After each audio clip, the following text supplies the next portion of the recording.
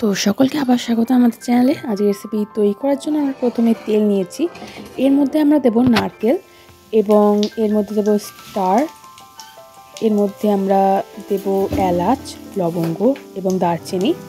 এরপর আমরা এর মধ্যে দেব ধনে, জিরে, গোলমরিচের গুঁড়ো, পোস্ত এবং বড় এলাচ, সেসামি সিডস। এরপর আমি ভালো করে এগুলিকে রোস্ট করে নেব। এর মধ্যে আমি শুকনো লঙ্কাও দিয়েছি। রোস্ট হয়ে গেলে আমরা এটিকে একটি মিক্সিং জারে নিয়ে ভালো করে মিক্স করে নেব। এরপর এর মধ্যে জল দিয়ে আমি একটি পেস্ট বানিয়ে নেব। এরপর আমরা আবার কড়াইয়ের মধ্যে পরিমাণ মতো তেল দেব। এরপর আমরা এর মধ্যে দেব পেঁয়াজ কুচি এবং পেঁয়াজগুলিকে আমরা গোল্ডেন ব্রাউন করে ভেজে নেব। পেঁয়াজ ভালো করে ভাজা হয়ে গেলে আমরা এর মধ্যে দেবো আদা রসুন বাটা, দিয়ে আবার ভালো করে আমরা এটাকে কষিয়ে নেবো ততক্ষণ না আমাদের আদা রসুন বাটার গন্ধটি চলে যায়। এরপর আমরা যে পেস্টটি বানিয়েছিলাম সেই পেস্টটি আমরা এর মধ্যে দিব, দিয়ে ভালো করে আমরা এটাকে কষিয়ে রান্না করে নেব।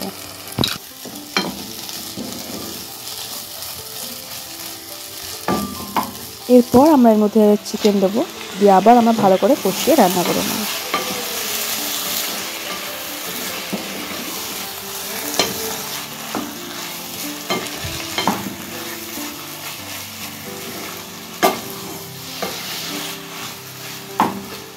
এরপর আমরা এর মধ্যে দেবো হলুদ, নুন, দিয়ে ভালো করে আবার আমরা এটিকে কষিয়ে রান্না করে নেব।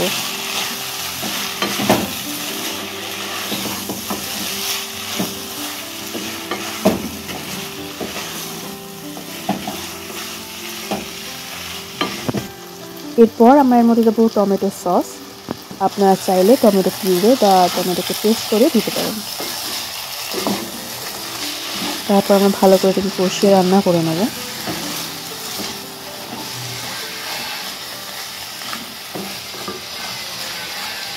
এরপর আমরা এর মধ্যে দেবো লাল লঙ্কার গুঁড়ো এবং কাশ্মীরি লাল লঙ্কার গুঁড়ো কালারের জন্য। আবার আমি ভালো করে এটাকে কষিয়ে রান্না করে নেব। তো দেখতেই পাচ্ছেন কতটা সুস্বাদু লাগছে এখনই। এরপর আমরা দেবো এর মধ্যে পরিমাণ মতো জল।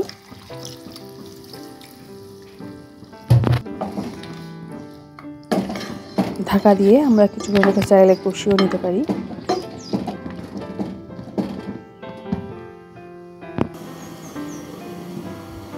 তো ঢাকা তুলে নেওয়ার পর দেখতেই পাচ্ছেন আমাদের রেসিপি একেবারে রেডি হয়ে গেছে।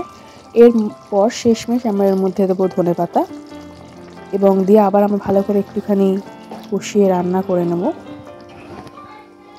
তো আজকের রেসিপি এইটুকুনি, দেখা হচ্ছে পরের ভিডিওতে।